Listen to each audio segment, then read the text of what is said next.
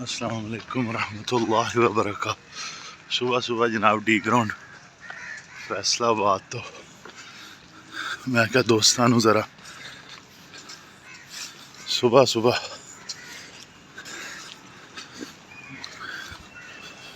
विखा दें वह नज़ारे।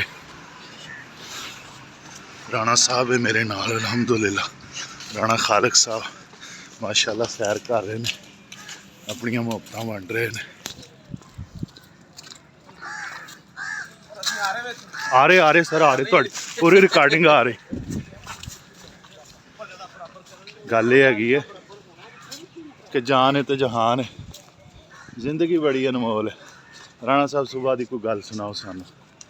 मुहब्बतां बहुत ज़्यादा मुफीद है कि डॉक्टरों को बचना तो सुबह की सैर करो। लो डॉक्टरों को जाना ही तो सोते रहो।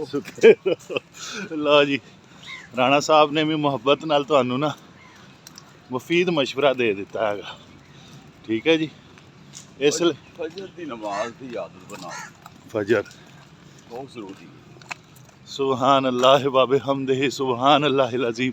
उस तो बाद चो जिक्र तो फिर एक्सरसाइज मॉर्निंग वॉक। लो जी, तुहानू अज अपनी एक्टिविटी तो इंशाअल्लाह असी आगाह रखांगे इंशाअल्लाह। लो सर माशाअल्लाह ओपन एयर एक्सरसाइज।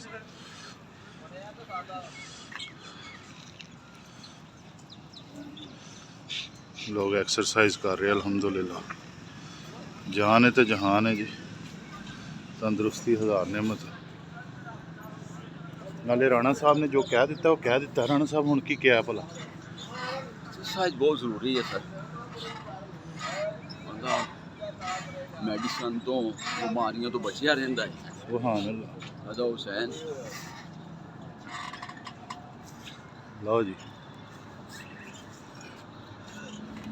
मुहब्बतां वंडदे रहो तो असी समेटते रवांगे। अज राणा साहब दीयां गल्लां तुहाडे नाल शेयर कर रहे जी माशाअल्लाह। राणा साहब एक्सरसाइज फरमा रहे ने। राणा साहब मैं कहना कि जिंदगी की हैगी है? जिंदगी जो है ना भैया, जिंदगी एक मुशक्कत है। अल्लाहु अकबर। जिंदगी एक मुशक्कत। जिंदगी जी है ना बहुत टफ हो गई है सरदार साहब।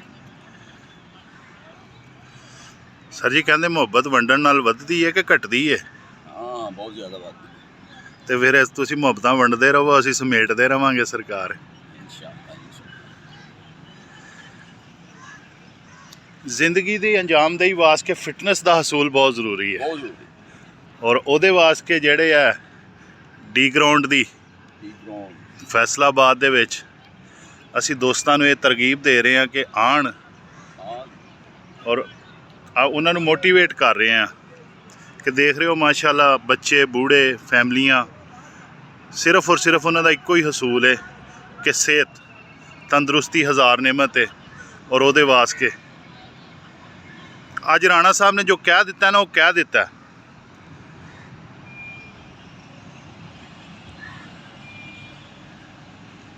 लो जी, अज की जी रूटीन है मैं तुहाडे नाल शेयर की। इंशाअल्लाह कल मिलते हैं एक नए व्लॉग दे नाल। अपने वीर ते भरा सदा हुसैन नूं दिओ इजाज़त राणा साहब दे नाल। राणा खालिक साहब जिहड़े अपनियां मुहब्बतां वंड रहे सी ते असी समेट रहे हैं। लो जी, फी अमान अल्लाह।